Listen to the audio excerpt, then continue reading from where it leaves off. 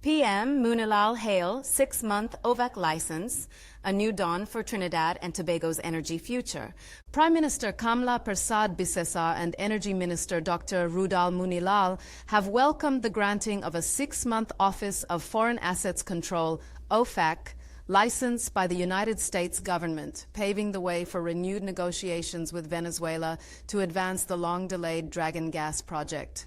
In a statement from the Office of the Prime Minister, Persad-Bissessar described the license as a result of immense hard work and a fresh starting point in ongoing negotiations.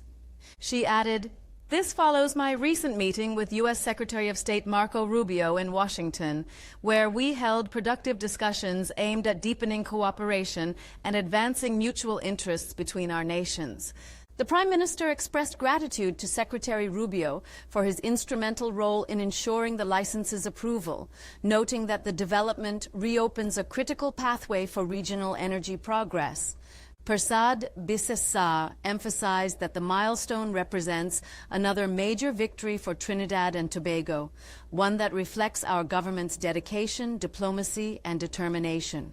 She assured citizens that her administration will continue to work tirelessly to secure further success in strengthening our energy future. Reaffirming the project's regional significance, she declared, "The people of Trinidad and Tobago, the United States, and Venezuela all stand to benefit from the Dragon Gas Agreement, which embodies true partnership, energy security, and shared economic growth." In a separate statement, Energy Minister Dr. Moonilal endorsed the Prime Minister's comments, clarifying that no OFAC license for the Dragon project existed when the UNC government assumed office, as the previous license had been revoked during the PNM's tenure. Responding to remarks by former Prime Minister Dr. Keith Rowley, Moonilal pointed out that official records from the Ministry of Energy and the National Gas Company, NGC, show that taxpayers spent over $120 million on the Dragon project under the former PNM administration, contradicting Rowley's claim of $100 million.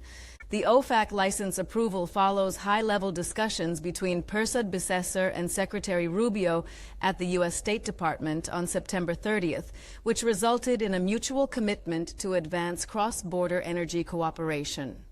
The U.S. State Department's release specifically highlighted the Dragon Gas project as part of the renewed bilateral framework. Speaking at Piarco International Airport on October 1st, the Prime Minister confirmed that her administration began working on the OFAC license from day one after assuming office, while also holding discussions with Secretary Rubio regarding other key energy assets, including Loran Manatee and Coquina Manakin.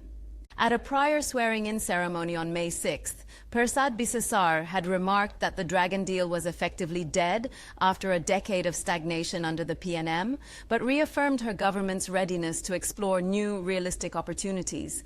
Later, during a press briefing on October 9th, Attorney General Jeremy confirmed the official granting of the 6-month OFAC license, explaining that the authorization allows the government of Trinidad and Tobago and NGC to engage in formal negotiations with Venezuela without violating U.S. sanctions.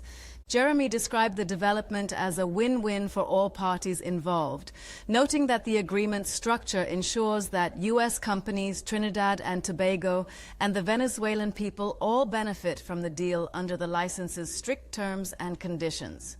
The 6-month license signals a turning point in regional energy diplomacy, reigniting a long-dormant project with the potential to strengthen Trinidad and Tobago's gas supply, stimulate regional cooperation, and secure new economic opportunities across borders.